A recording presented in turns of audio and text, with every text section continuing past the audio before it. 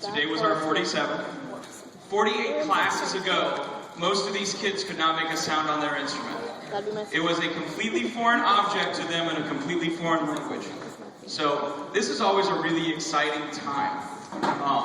What I want to give to you tonight is a chance to give your kids some applause, a chance for the kids to say thank you to you, and also I want you to leave with an assignment that your kids will hate me for, that's okay, I think so. and some information that you can help your child along.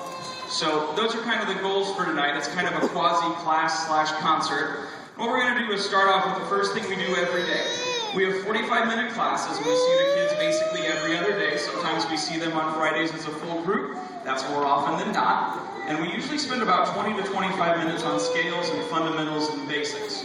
So we're going to play for you the scale that we've been working on lately. This is our A-flat major scale.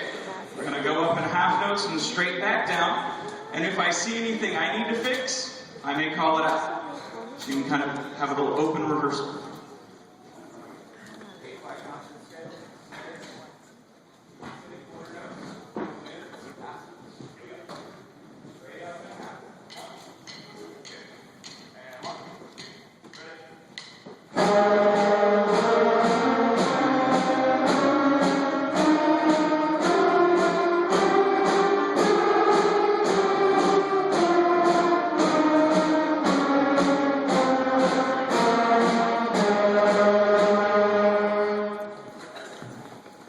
Now, at the end of anything, if you feel like applauding, you're certainly welcome to.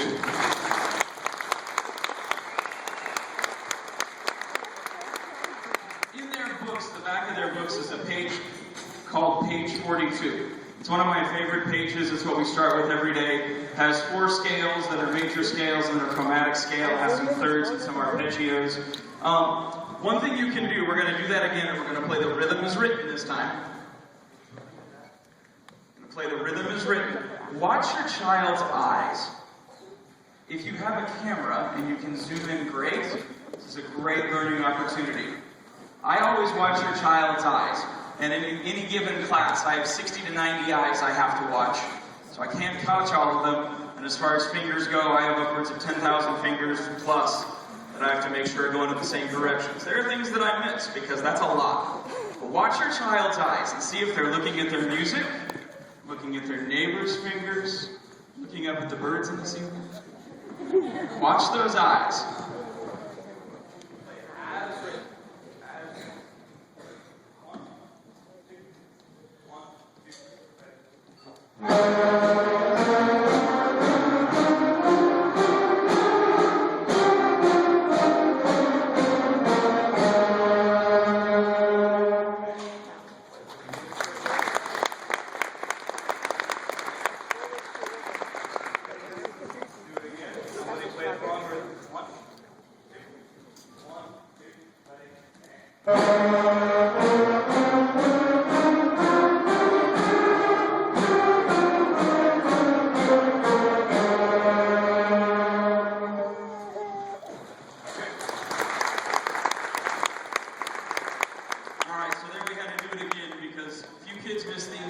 And played the wrong rhythm.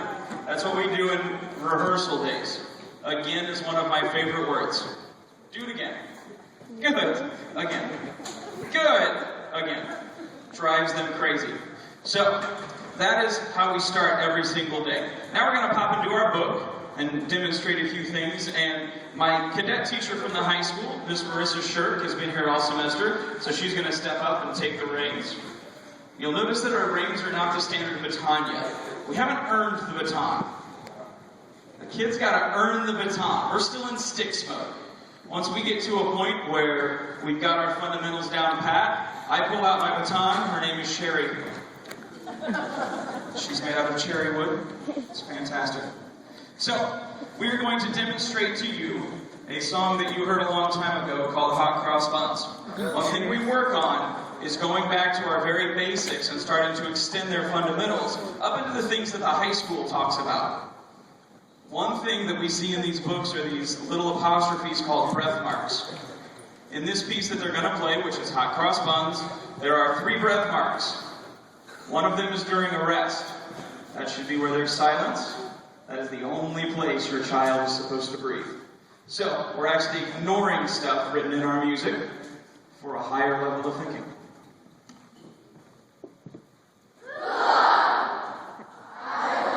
Seriously.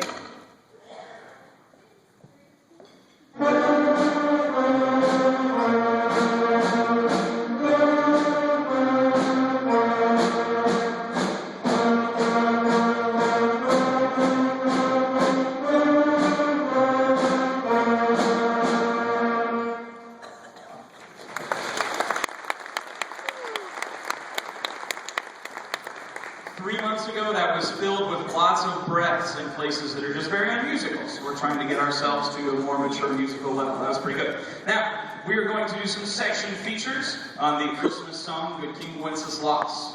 We will start with clarinets in the first solo, then flutes and oboes in the second.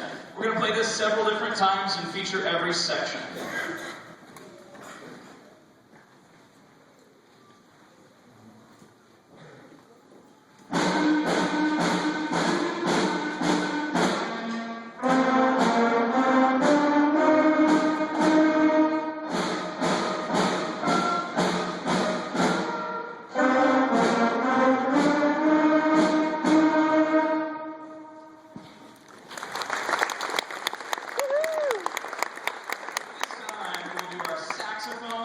And French horns. Sax is first time, French horns second time.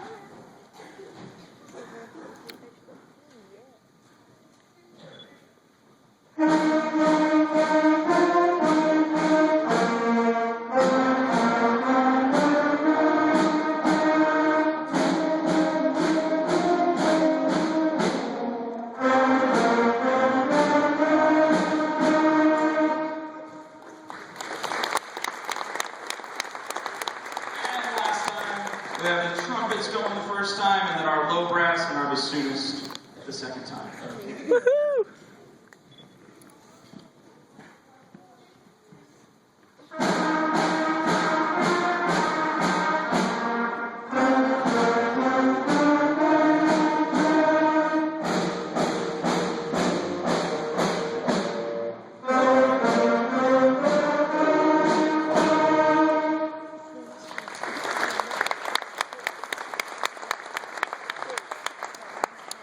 A lot of what we do has been very monophonic. One sound happening at one time. We're at the point now in our playing where we can start to expand beyond that just a little bit, but not too far. Here we have a little bit of harmony. The brass are going to play one line, the woodwinds are going to play the other, and this is Jolly Old Saint Nick. The percussion are playing both.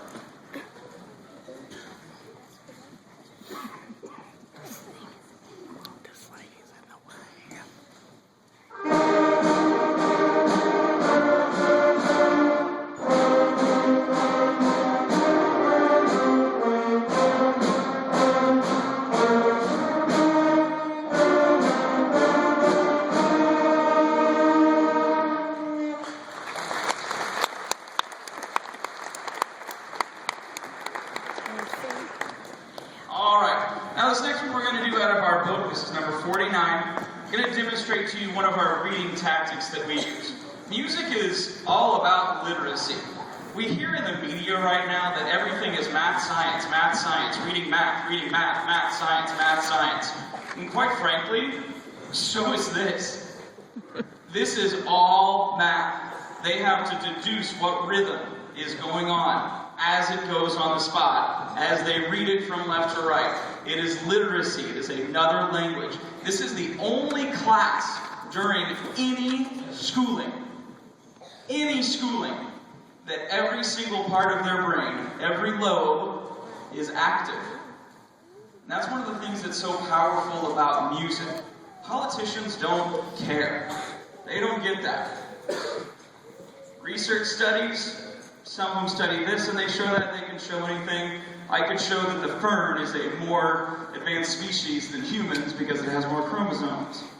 Like, studies can do a lot of things, but there's something just innately human about music that is so important for these kids to learn.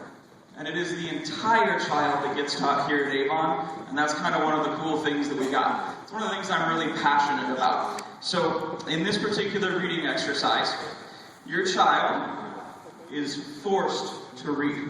I make a big deal about that in class. We're going to play the first note of every measure, and it teaches them to track from left to right. Possibly your child may have some issues with literacy, and this is something that helps that. For me, it helps me find out who's not reading, who's just staring at the page and trying to play with their ears. The intelligence of music comes from being able to read it. So that's what we aim for.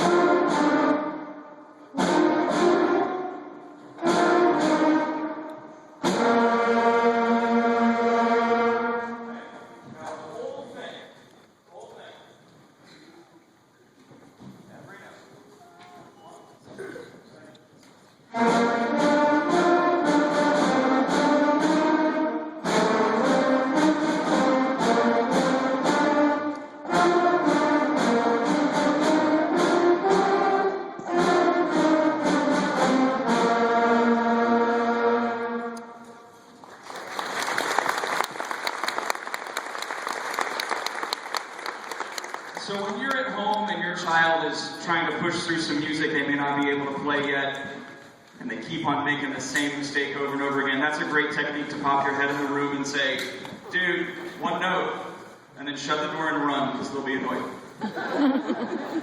Okay, our next piece is 12 Days of Christmas. This piece is lots of fun. At the beginning band, we get to hear a lot of noises, a lot of sounds. When they were first starting out, you probably heard some special sounds coming from your child's room. This is kind of a celebration of those. And it's set to 12 Days of Christmas.